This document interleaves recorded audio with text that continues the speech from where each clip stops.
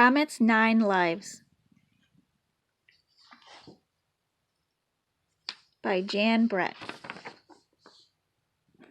Comet was born 30 miles out to sea on Nantucket Island. He grew up wandering all over the island, staying a few days here and a few days there.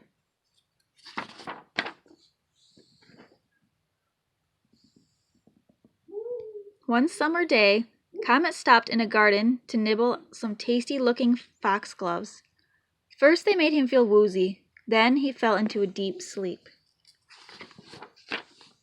When Comet woke up, he felt fine, but different.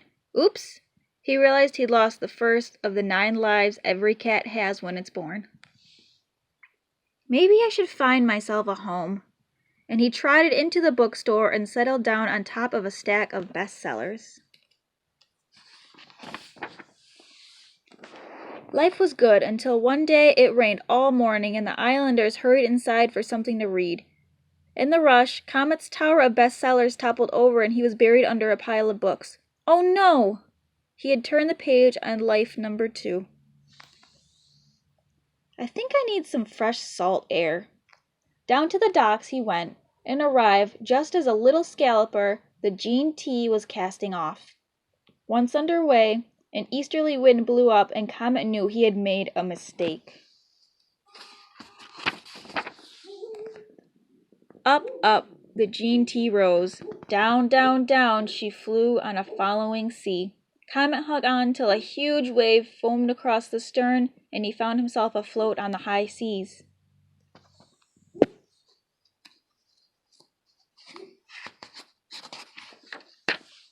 The tide carried Comet back into the harbor, but as he flicked the salt from his whiskers, life number 3 went out with the tide.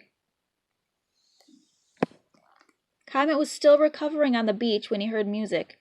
It was the annual 4th of July concert. He climbed up a tree for a better look. The music reached its loudest chord. Comet got so excited he lost his grip and plunged down into the tuba. 3 waltzes and a salsa march later, Comet staggered away and life number 4 sounded its last chord.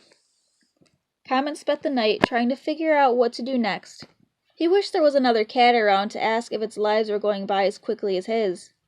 The next day, everyone was going up to an open window and coming down with ice cream. Comet was hungry, so he trotted out after the crowd. The staff at the ice cream shop gave Comet his own bowl of leftover milkshake.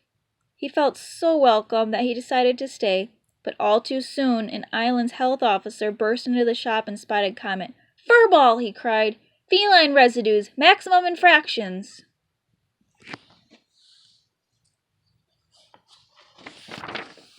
Startled, Comet jumped and fell headfirst into a strawberry shake. The staff pulled him out and he watched life number 5 fly off, licking its paws. Maybe I'm trying too hard. It's time for some fun. He climbed into a bike basket just as a crowd of summer visitors were hurrying off the ferry. It was Waffle's first time on the island. She was happy to have Comet's company, and off they went, bumpity-bump all around the island. Just as they reached the bottom of the last hill into the village, Waffle screeched to a halt to avoid a taxi.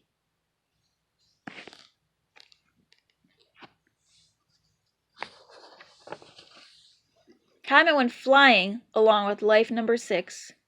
I think I'll just walk the rest of the way. Comet was limping by the island theater when a poster advertising the last performance of summer caught his eye. A beautiful actress with a sweet smile looked out at him. Maybe she would like to take a cat home with her.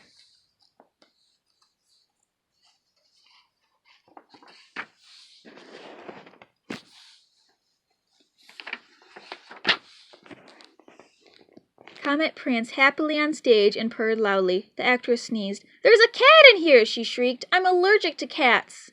She spotted Comet and hurled her sequined high heel right at him. Comet flew through the air into the last row. The curtain had come down on life number 7. Fall breezes were blowing up as the summer visitors headed for the ferry.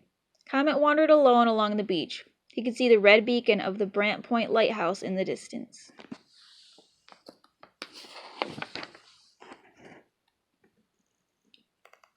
Waves crashed and pounded on the sand.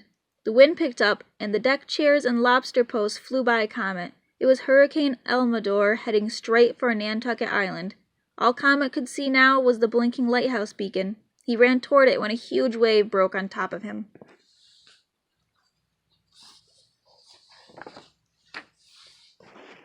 The rushing surf carried Comet into an open doorway, as life number 8 washed out to sea. Dazed, he opened his eyes and saw a green light across the room. "Meow," someone purred. "Meow," he answered, looking up.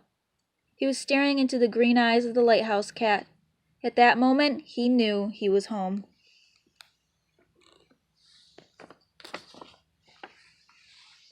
And as the fall days turned into winter, Comet knew exactly where he wanted to live for the rest of his life.